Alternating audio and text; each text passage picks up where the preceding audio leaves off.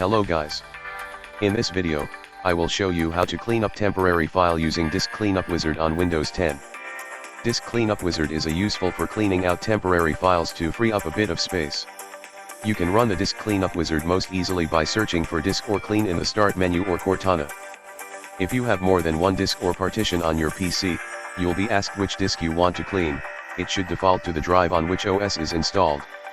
The main options present a list of checkboxes that include the obvious temporary files and setup files. Clicking the Clean Up System Files button will reveal additional options.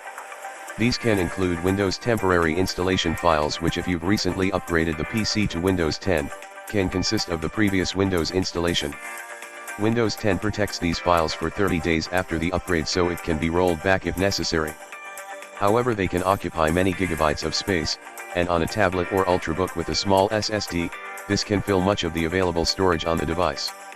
From here, check the options you want to clean up, then click on OK to proceed cleaning.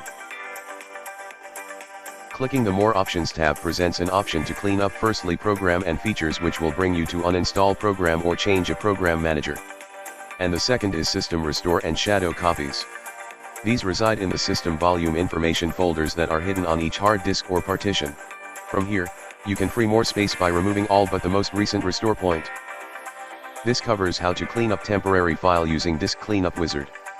If you found this tutorial is helpful, please give us a thumbs up and don't forget to subscribe on our YouTube channel. Thank you very much for watching and have a great day.